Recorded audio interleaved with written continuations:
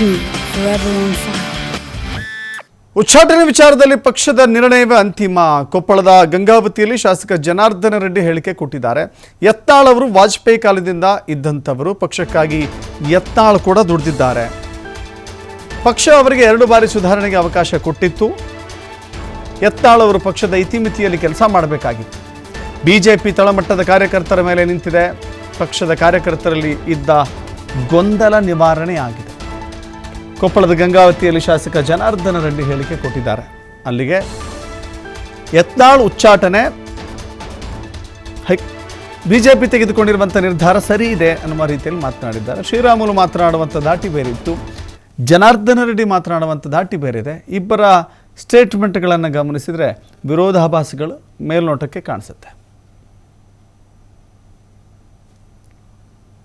ಇವಾಗ ಯತ್ನಾಳ್ ಅವರು ಕೂಡ ಪಕ್ಷದಲ್ಲಿ ಮೊದಲಿಂದ ಕೂಡ ಅಟಲ್ ಬಿಹಾರಿ ವಾಜಪೇಯಿ ಅವ್ರ ಕಾಲದಿಂದ ಕೂಡ ಇಡೀ ದಕ್ಷಿಣ ಭಾರತ ದೇಶದಲ್ಲಿ ಮೊದಲು MP ಆಗಿದ್ದು ಪಕ್ಷಕ್ಕಾಗಿ ದುಡಿದರು. ಆದರೆ ಒಂದು ಪಕ್ಷದ ಒಂದು ಕಟ್ಟುನಿಟ್ಟಲ್ಲಿ ಒಂದು ಕ್ರಮಶಿಕ್ಷಣ ರಹಿತವಾಗಿ ಅವರು ನಡ್ಕೊಂಡಿದ್ದಾರೆ ಅನ್ನೋ ಕಾರಣಕ್ಕೆ ಇವತ್ತು ಪಕ್ಷ ಅವರನ್ನು ಪೂರ್ತಿ ಪಕ್ಷದಿಂದ ಎಕ್ಸ್ಪೆಲ್ ಮಾಡಿರುವಂಥದ್ದು. ಸೊ ದ ಪಾರ್ಟಿ ಅವರಿಗೆ 2 ಬಾರಿ ಅವಕಾಶ ಕೊಟ್ಟಿದ್ದರು. ಬಟ್ ಆದರೂ ಕೂಡ ಇವತ್ತು ಪಾರ್ಟಿ ನಿರ್ಣಯನೇ ಅಂತಿಮ. ಸೊ ಯಾರ್ಯಾದರೂ ಕೂಡ ಪಕ್ಷದ ಒಂದು ನಿರ್ದೇಶನದಂತೆ ಪಕ್ಷದ ಇತಿಮಿತಿಗಳಲ್ಲಿ ಕೆಲಸ ಮಾಡುವಂಥ ಒಂದು ಪ್ರಯತ್ನ ಮಾಡಬೇಕಾಯಿತು.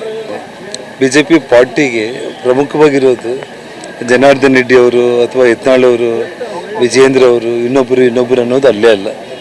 ಭಾರತೀಯ ಜನತಾ ಪಕ್ಷ ಸಂಪೂರ್ಣವಾಗಿ ಕಾರ್ಯಕರ್ತರ ಪಕ್ಷ.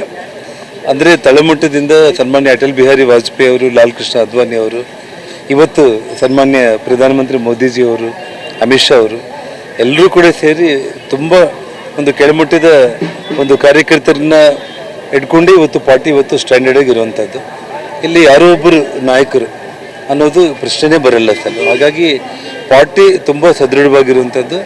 ಪಕ್ಷದ ಕಾರ್ಯಕರ್ತರು ಕೂಡ ಭಾಳ ಗೊಂದಲ ಇತ್ತು. ಆ ಗೊಂದಲ ಇವತ್ತು ನಿವಾರಣೆ ಮಾಡುವಂಥ ಪ್ರಯತ್ನ ಪಕ್ಷ ಮಾಡಿರೋದು. ಇವಾಗ ಯತ್ನಾಳ್ ಅವರು ಕೂಡ ಪಕ್ಷದಲ್ಲಿ ಮೊದಲಿಂದ ಕೂಡ ಅಟಲ್ ಬಿಹಾರಿ ವಾಜಪೇಯಿ ಅವ್ರ ಕಾಲದಿಂದ ಕೂಡ